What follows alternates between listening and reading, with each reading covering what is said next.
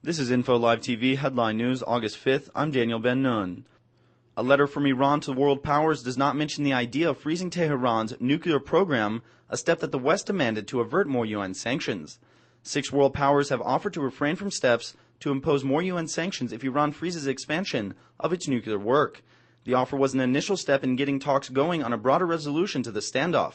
The West fears Iran is seeking to build nuclear warheads, a charge that Tehran denies.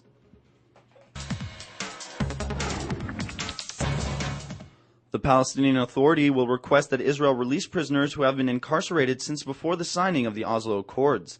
The issue is expected to be raised during discussions on Wednesday between Prime Minister Ehud Olmert and Palestinian President Mahmoud Abbas.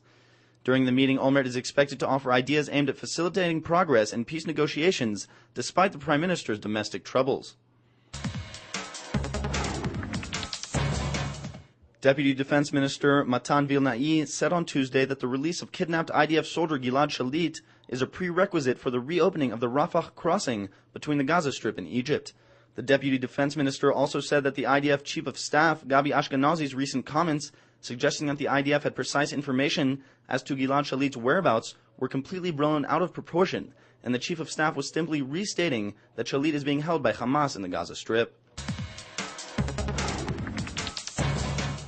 The mystery surrounding the assassination of a senior Syrian officer and a close aide to President Bashar Assad at a beach resort in the Syrian city of Tartus last Friday continues. Brigadier General Mohammed Soleiman was described as a shadowy figure who handled sensitive security and intelligence information relating to Hezbollah, Iran, and North Korea. According to reports published on Tuesday, Syrian security officials sealed the resort off immediately after the killing and detained a number of people for questioning. An Egyptian security official said Egyptian guards have discovered 8 new smuggling tunnels north of the Rafah border crossing with the Gaza Strip. The official said the tunnels were found in the last 24 hours and resulted in the arrest of one Egyptian smuggler and the confiscation of 1,100 pounds or 500 kilograms of hashish. Egyptian authorities have promised to crack down on the smugglers who use a wide network of underground tunnels to smuggle drugs and weapons between Egypt and Gaza. The 65 Ethiopian Falashmura families who arrived at Ben Gurion Airport on Tuesday are expected to be the last to make aliyah, at least for the time being. In 2005, the government announced that it would bring some 17,000 Falashmura to Israel, and even though now the quota has been filled, thousands more are still waiting in transit camps to come to the Jewish state.